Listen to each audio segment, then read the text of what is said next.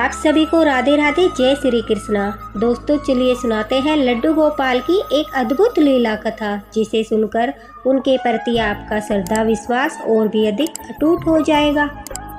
आजकल हमारे भारत देश में हर घर में लड्डू गोपाल विराजमान है। उनके प्रति श्रद्धा विश्वास हर व्यक्ति के मन में है। अपनी प्यारी सी लीलाओं के द्वारा लड्डू गोपाल ने अपने भक्तों के मन को मोह लिया है। हमारे बाके बिहारी जी, हमारे ठाकुर जी का बाल स्वरूप लड्डू गोपाल हर घर में विराजित है, और जो उन पर पूरी श्रद्धा विश्वास रखता है, उन पर भक्ति भाव रखता है, अटूट विश्वास रखता है, तो जो लड्डू गोपाल है हमारे, वो हमारे सुख दुख में हर वक्त हमारे साथ रहते हैं और हमारे कष्टों को भी दूर करते हैं। आज की यह लीला कथा एक ऐसी भक्त की है जिन्होंने लड्डू गोपाल के प्रति अटूट विश्वास रखा, और हमारे लड्डू गोपाल ने भी अपने भक्त की भक्ति की लाज रखी और उसका जीवन जो है पूर्ण रूप से बदल दिया। आज की यह लीला कथा हमारे साथ शेयर की है झारखंड में रहने वाली सुमन जी ने। दरअसल सुमन जी की शादी को 12 साल हो चुके हैं और वो पहले लड्डू गोपाल की सेवा नहीं करती थी, क्योंकि उनके सामने एक बहुत बड़ी समस्या थी। सुमन जी कहती है कि मैं भी लड्डू गोपाल की सेवा करना चाहती थी, क्योंकि मेरे घर के आसपास सभी के घर में लड्डू गोपाल विराजित थे, और जब भी कभी मैं आस पड़ोस में जाती, किसी के घर कुछ जैसे कि फंक्शन वगैरह होता, वहाँ पर लड्डू गोपाल को देखती थी तो मेरा मन उनके लिए बेचैन होता था। मुझे भी लगता था कि मैं भी ठाकुर जी की सेवा करूं, लेकिन मैं अपने आप को दुर्भाग्यशाली मानती थी कि शायद ठाकुर जी जो है मुझसे सेवा लेना नहीं चाहते। मैंने अपने पूर्व जन्म में काफ़ी पाप किए होंगे, जिस वजह से जो है इस जन्म में मैं ठाकुर जी की सेवा नहीं कर पा रही हूँ। मेरे सामने ऐसी परिस्थिति है कि मैं अपने घर में लड्डू गोपाल को विराजित नहीं कर सकती। और दोस्तों उनके साथ समस्या क्या थी कि उनके जो हस्बैंड थे वो ड्रिंक करते थे, वो मांस मदिरा खाते थे, तो इस वजह से जो है वो अपने घर में ठाकुर जी की स्थापना नहीं करना चाहती थी। अंदर ही अंदर बड़ी दुखी रहती थी। उनका मन होता था कि वह भी ठाकुर जी की सेवा करे, अपने घर में लड्डू गोपाल को विराजित करे, लेकिन उनके सामने यह समस्या थी कि उनके पति जो है रोज ड्रिंक कर कर आते थे, मांस मदिरा खाकर घर आते थे।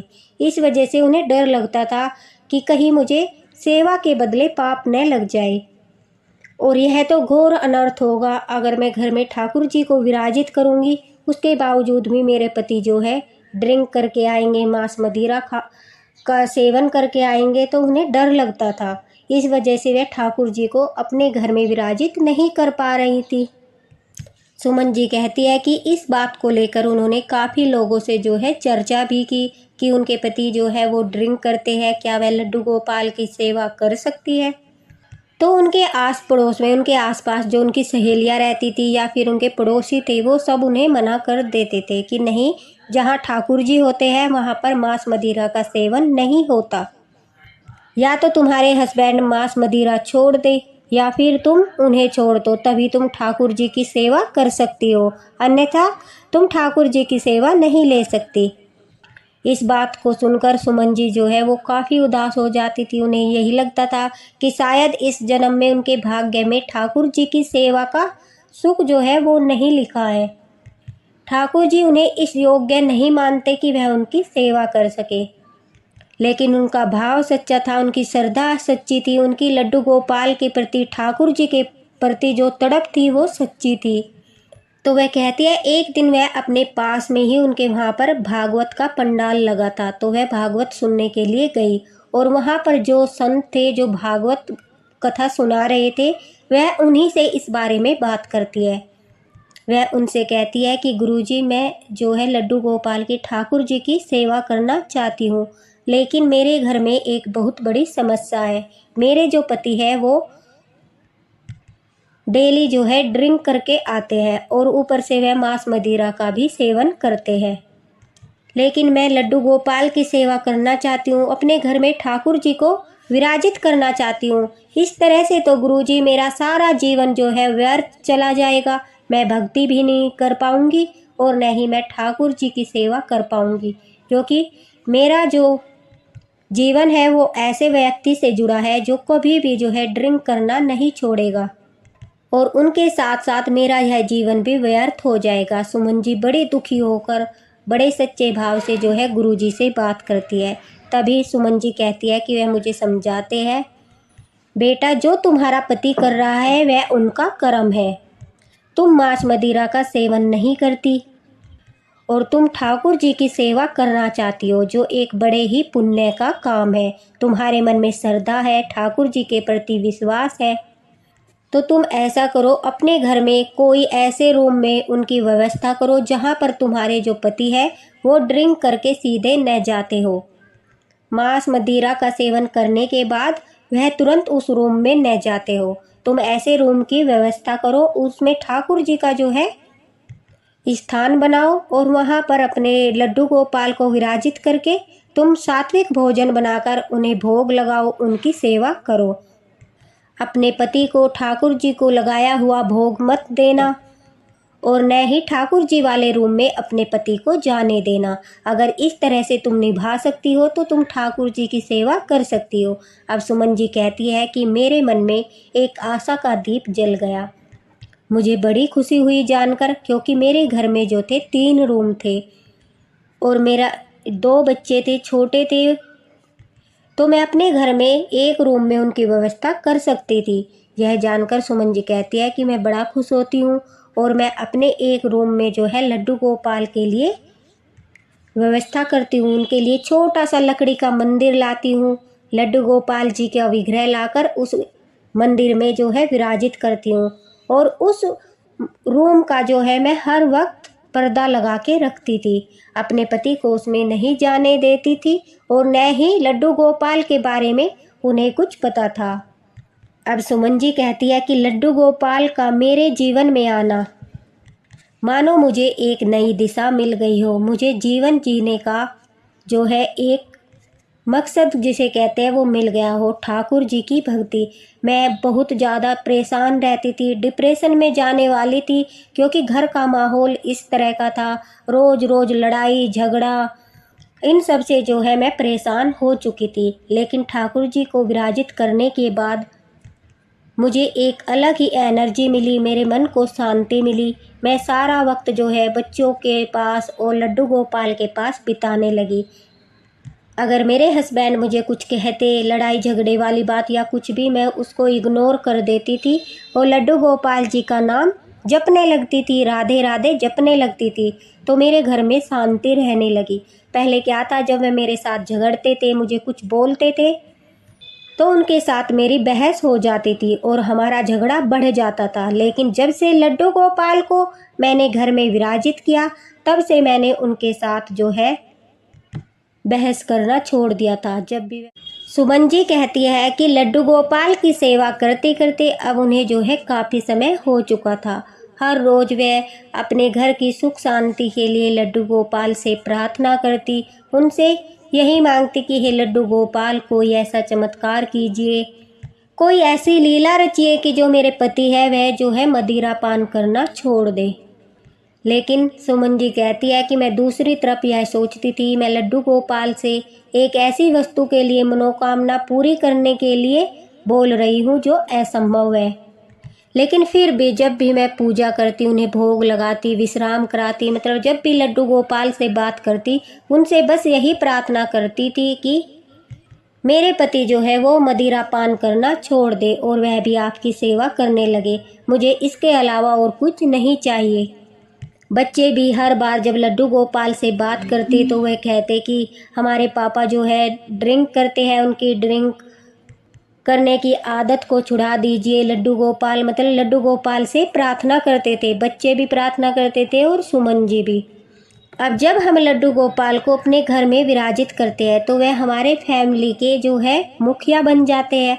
अब मुखिया का फर्ज होता है कि घर में जो सदस्य होते हैं उनका जीवन कैसा होना चाहिए, यह सब ठाकुर जी ही निर्धारित करते हैं। अब घर के सभी सदस्य जो बच्चे, सुमन जी उनसे प्रार्थना कर रहे थे, तो हमारे ठाकुर जी तो बड़े ही दयालु है। अब सुमन जी कहती है कि मेरे जीवन में एक ऐसी घटना घटी जिसकी मुझे बिल्कुल भी कल्पना नहीं थी। सुमन जी कहती है कि एक दिन मैं लड्डू गोपाल को जो है भोग लगाकर उसके बाद उनके रूम में उन्हें विश्राम करा रही थी। तभी जो है उनके पति बाहर से मदिरा पान करके आते हैं और रोज की तरह आते ही घर में चिल्लाने लगते हैं, उन्हें आवाज़ लगाने लगते हैं कि कहाँ हो तुम, कहाँ हो सुमन, कहाँ हो तुम। इस तरह से जो है चिल्ला चिल्ला कर आवाज़ लगाने लगते हैं। जब सुमन जी कहती है कि मैं नहीं बोलती क्योंकि मैं ठाकुर जी को विश्राम करा रही थी, इस वजह से मैं वहाँ से बोल नहीं रही थी कि अगर मैं यहाँ से बोलूँगी तो यह रूम में अंदर आ जाएंगे और उनको पता चल जाएगा कि मैं यहाँ पर जो है इस रूम में पूजा पाठ करती हूँ, तो फिर वो जानबूझकर उसी रूम में बार बार जाएंगे, क्योंकि मदिरा पान करने के बाद जिस चीज़ के लिए उन्हें रोका जाता था उसी काम को वह जानबूझकर करते थे। अब सुमन जी कहती है कि इस डर की वजह से मैं मंदिर वाले रूम से जो है नहीं बोलती, वह मुझे बार बार आवाज़ लगाते हुए इधर उधर ढूंढने लगते हैं। अब सुमन जी कहती है मैं जल्दी जल्दी से लड्डू गोपाल जी का बिस्तरा लगाकर उन्हें विश्राम करा रही थी और अंदर से डर रही थी कहीं ढूंढते ढूंढते मेरे पति इस वाले रूम में न आ जाए। और ऐसा ही हुआ। सुमन जी कहती है कि अचानक से जहां मैं लड्डू गोपाल को विश्राम करा रही थी उसी रूम में जो है मेरे पति अचानक से आ गए और वह गुस्से से लाल लाल आंखें करके मुझे देख रहे थे। मैं उन्हें देखकर घबरा गई। मुझे डर लगा कि यह गुस्से में कुछ अनर्थ न कर दे, मेरे बाल गोपाल को कुछ हानि न पहुंचा दे, क्योंकि देखिए जो मदिरा पान करते हैं उनका मानसिक संतुलन जो है कुछ समय के लिए काम नहीं करता। उन्हें नहीं समझ आता कि वह गलत कर रहे हैं या फिर अच्छा कर रहे हैं। अब सुमन जी कहती है कि मैं घबराकर जल्दी से लड्डू गोपाल के ऊपर कपड़ा डाल देती हूँ कि जिस वजह से उन्हें लड्डू गोपाल है जो वो दिखाई न दे। लेकिन उनके हस्बैंड जो है उनके पति बड़े ही गुस्से में थे और वो उन्हें वहीं पर गाली वगैरह देने लगते हैं और सुमन जी के ऊपर हाथ भी उठाते हैं। ठाकुर जी इन सब के साक्षी बन रहे थे, लेकिन सुमन जी को अपनी चिंता नहीं थी कि उनके पति उन्हें मार रहे हैं, गाली दे रहे हैं। उन्हें सिर्फ यह चिंता थी कि कहीं उनके पति ठाकुर जी को न देख ले, लड्डू गोपाल को न देख ले और कोई अनहोनी न हो जाए। इस भाव से, इस चिंता से जो है वह कुछ नहीं बोलती और चुपचाप अपने पति की जो है मार सहन करती रहती है। लेकिन हमारे लड्डू गोपाल इन सब के साक्षी बन रहे थे। सुमन जी पर होता हुआ वह अत्याचार देख रहे थे। सुमन जी कहती है कि लड़ाई झगड़ा करने के बाद उन्होंने लड्डू गोपाल को तो नहीं देखा, लेकिन वह फिर अपने रूम में जाकर सो गए। सुमन जी वहीं बैठकर लड्डू गोपाल के चरणों में रोने लगी और प्रार्थना करने लगी, हे लड्डू गोपाल, मेरा यह कैसा भाग्य है, मेरे भाग्य में यह कैसा पति लिखा है। और निराश होकर कहने लगती है कि इस जीवन से तो अच्छा है आप मुझे अपने पास बुला लीजिए। बड़े ही दुखी मन से रोते रोते वहीं ठाकुर जी के चरणों में, लड्डू गोपाल के चरणों में जो है सुमन जी वहीं पर सो जाती है। सुमन जी कहती है कि कुछ समय के बाद, जैसे कि वह वहाँ पर उनकी आंखें लगी, उसके कुछ समय के पश्चात उन्हें अनुभूति होती है जैसे कि छोटे छोटे कोमल हाथ उन्हें स्पर्श कर रहे थे। जहाँ पर उन्हें चोट लगी थी वहाँ पर हल्के से कोमल से हाथ जो है उन्हें स्पर्श कर रहे थे। उन्हें अचानक से लगा कि उनका बेटा, जो छोटा बेटा है, वह सुमन जी के पास आकर बैठ गया है और वह अपनी माता की चोट पर जो है बार बार हाथ लगाकर देख रहा है। लेकिन सुमन जी कहती है कि झटके से जो मेरी आंखें खुलती है तो मेरे आसपास कोई नहीं था। मैं बाहर जाकर देखती हूँ मेरे दोनों बच्चे आराम से अपने बेड पर सोए थे। तो तभी अचानक से मेरे मन में आता है कि वह कोई और नहीं, मेरे बाल गोपाल, मेरे लड्डू गोपाल थे। और सुमन जी कहती है कि मैं उस स्पर्श को जीवन भर नहीं भूल सकती। बड़े कोमल से प्यारे से हाथ थे जिन हाथों ने मुझे स्पर्श किया था, और जब उन हाथों ने मुझे स्पर्श किया तो मैं अपना सारा दर्द, अपना सारा दुख जो है भूल गई। मुझे जरा भी पीड़ा नहीं हो रही थी।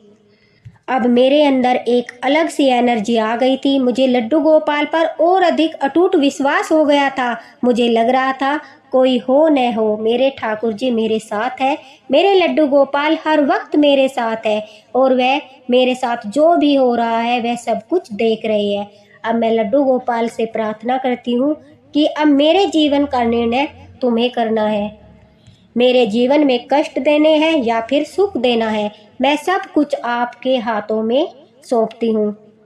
पूरे समर्पण भाव से जो है सुमन जी कहती है, मैंने लड्डू गोपाल से प्रार्थना की कि अब मेरे जीवन का जो भी फैसला लोगे मैं उसे हंसकर स्वीकार करूंगी और निरंतर आपकी पूरी श्रद्धा भाव भक्ति भाव से जो है सेवा करती रहूंगी। कुछ समय के बाद उनके पति भी उठकर रूम से बाहर आते हैं और आते ही जो है सुमन जी से बड़े प्रेम से बात करते हैं, जैसा कि उन्हें रात का कुछ याद ही न हो कि उन्होंने उन पर हाथ उठाया था, झगड़ा किया था, उन्हें कुछ याद नहीं था। वह बड़े ही प्रेम से सुमन जी से बात करते हैं। सुमन जी कहती है कि अचानक से उसी दिन 12 बजे के करीब दोपहर को उनके पति की तबीयत बिगड़ जाती है। अचानक से जो है उन्हें तेज फीवर हो जाता है और इतना तेज हो जाता है कि वह अपने बिस्तर से उठ भी नहीं पा रहे थे। अब इतना तेज फीवर होने की वजह से वह बाहर भी नहीं जा पाए और बाहर नहीं गए तो उन्होंने उस दिन जो है मदिरा का सेवन भी नहीं किया। सुमन जी कहती है कि 4-5 दिनों तक लगातार फीवर में वह घर पर ही रहे और उन्होंने मदिरा को छुआ तक नहीं। अब रोज मदिरा पान करके आते थे तो उनका मानसिक संतुलन जो है वो बिगड़ जाता था। अगर सुमन जी उन्हें कुछ समझाती थी तो वो समझ भी नहीं आता था। लेकिन अब 4-5 दिनों से उन्होंने मदिरा को नहीं छुआ था।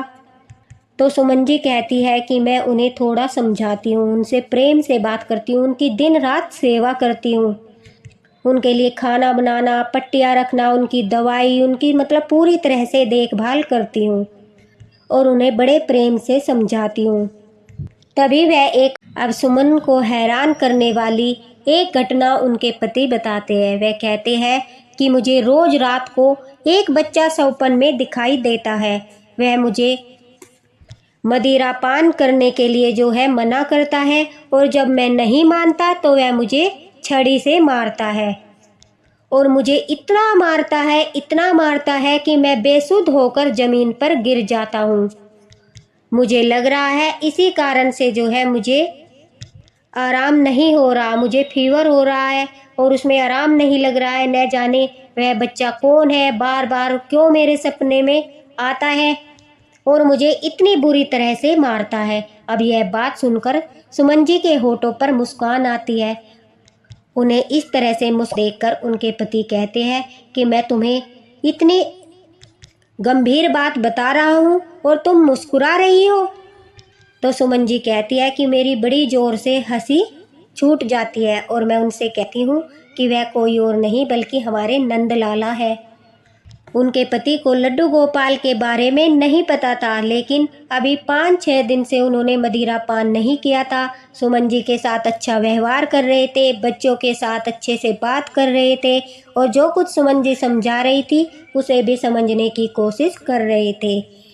तो इस वजह से सुमन जी कहती है, मैंने उन्हें लड्डू गोपाल के बारे में बताया कि हमारे घर में ठाकुर जी विराजित है, लेकिन आप मदिरा पान करते हो, आप मांस का सेवन करते हो, तो ठाकुर जी जो है आपको कभी भी अपने भक्त के रूप में स्वीकार नहीं करेंगे और मैं उनकी सेवा करती हूँ तो उनसे अपने भक्त का कष्ट देखा नहीं जाता, इसलिए वो रोज रात को आकर आपको छड़ी से मारते हैं। आपको मदिरा पान करने के लिए इसलिए मना करते हैं क्योंकि आप अपना मानसिक संतुलन खोकर रोज मेरे साथ झगड़ा करते हो और वो इसके साक्षी बनते हैं क्योंकि हमारे घर में बाके बिहारी जी ठाकुर जी का बाल स्वरूप लड्डू गोपाल विराजित है। अब सुमन जी की बातें सुनकर एक अद्भुत घटना होती है। उनके पति की आंखों से आंसू आते हैं और उन्हें एहसास होता है कि शायद मैं बहुत बड़ा पापी हूँ कि हमारे घर में ठाकुर जी विराजमान है और मैं इस तरह के कर्म कर रहा हूँ। मदिरा पान करता हूँ, मांस खाता हूँ, पत्नी पर हाथ उठाता हूँ, बच्चों को डांटता हूँ। अब उनका जो मानसिक संतुलन है वो ठीक होता है। उन्हें समझ में आता है कि सचमुच वह गलत कर रहे थे और यह ठाकुर जी की कृपा है कि उनकी यह बुद्धि में आता है। यह सब ठाकुर जी की ही लीला थी। उसी रूम में मदिरा पान करके आना, पूजा वाले रूम में, और सुमन जी पर हाथ उठाना, फिर उनके पति को जो है फीवर हो जाना, यह सब जो है लड्डू गोपाल की ही लीला थी। अब वह सुमन जी से कहती है कि मैं भी लड्डू गोपाल के दर्शन करना चाहता हूँ। सुमन जी कहती है कि मेरे पति ने उस दिन पहली बार घर में विराजित लड्डू गोपाल के दर्शन किए, उनके चरणों में जो है अपना शीश झुकाया, और लड्डू गोपाल की कृपा से उस दिन से लेकर आज तक, सुमन जी कहती है, मेरे पति ने मदिरा को छुआ तक नहीं, मांस को छुआ तक नहीं। वह हमारे साथ घर का भोजन करते हैं। ठाकुर जी के लिए बनाया गया सात्विक भोजन हम सभी परिवार वाले करते हैं। उन्होंने मदिरा पान करना बिल्कुल छोड़ दिया और वह भी लड्डू गोपाल की सेवा मेरे साथ मिलकर करने लगे। सुमन जी कहती है कि ठाकुर जी ने मेरे जीवन में इतना बड़ा चमत्कार किया, इतना बड़ा चमत्कार किया जिसकी मुझे कल्पना भी नहीं थी। सचमुच लड्डू गोपाल जो है अपने भक्तों पर दया करते हैं, उनकी मनोकामना पूरी करते हैं, और उनके भक्त सच्चे मन से जो ठाकुर जी से प्रार्थना करते हैं वह सुनते भी है। सुमन जी कहते हैं, मेरे लड्डू गोपाल ने मेरे पति को सपने में छड़ी से मार मार कर उनका जो है मदिरा पान चढ़ा दिया। ऐसी ही कृपा हर भक्त पर करे लड्डू गोपाल। अगर उनके पति या उनके बच्चे कोई भी गलती करे तो लड्डू गोपाल जो है उन्हें इसी तरह से सही राह पर लाएंगे। इसलिए अगर घर में ठाकुर जी विराजमान है, लड्डू गोपाल विराजमान है, तो आप निश्चिंत हो जाइए, क्योंकि आपके घर की जो जिम्मेदारी है उनके ऊपर ही है। सुमन जी बड़ी ही खुश है कि उनके घर में सब कुछ ठीक हो गया। उनके पति भी जो है लड्डू गोपाल की सेवा करने लगे, बच्चे भी लड्डू गोपाल के भक्त हैं, उनके घर में हर प्रकार की खुशी है। लड्डू गोपाल ने मानो उनका जीवन ही बदल दिया। सुमन जी कहती है कि जो कोई भी लड्डू गोपाल की सेवा सच्चे मन से करता है, श्रद्धा भाव से करता है और उनसे प्रार्थना करता है, तो वह अवश्य ही उनकी प्रार्थना सुनते हैं। और चाहे कितना भी बड़ा अधर्मी हो, कितना भी बड़ा पापी हो, अगर एक बार लड्डू गोपाल के दर्शन कर ले, उनके सुंदर मुख के दर्शन कर ले, तो वह सब कुछ भूलकर लड्डू गोपाल के प्रति प्रेम भाव श्रद्धा से भर जाता है। इसी के साथ राधे राधे, हरे कृष्णा। दोस्तों, अगर आप भी लड्डू गोपाल भक्त है, आपके जीवन में भी कोई ऐसी समस्या है, तो पूरे श्रद्धा विश्वास से उनसे प्रार्थना कीजिए, उनसे अर्जी लगाइए कि ठाकुर जी हमारे जीवन की यह समस्या जो है दूर कर दीजिए। सच्चे मन से की गई प्रार्थना ठाकुर जी अवश्य सुनते हैं और आपको रास्ता भी जरूर दिखाएंगे। जिस तरह से उन्होंने सुमन जी के जीवन में खुशियां भर दी, उसी तरह से आपके जीवन में भी सुख और समृद्धि का वास होगा। मैं सुमन जी का धन्यवाद करना चाहूँगी कि उन्होंने अपने निजी जीवन की यह अद्भुत लीला कथा हमारे साथ शेयर की और निसंकोच भाव से ठाकुर जी के द्वारा रची गई लीला सब भक्तों तक पहुंचाई, ताकि लड्डू गोपाल के प्रति सबके मन में श्रद्धा विश्वास और भी अधिक बढ़े। हमारे लड्डू गोपाल की जो है भक्ति वो और भी ज़्यादा फैले। इसी के साथ राधे राधे, जय श्री कृष्णा। दोस्तों, अगर आप भी कोई लीला कथा शेयर करना चाहते हो तो डिस्क्रिप्शन बॉक्स में जो है लिंक दे दिया है, आप फेसबुक पर शेयर कर सकते हैं। और आपको अगर यह हमारे लड्डू गोपाल की लीला पसंद आई हो तो एक लाइक अवश्य कर दीजिए।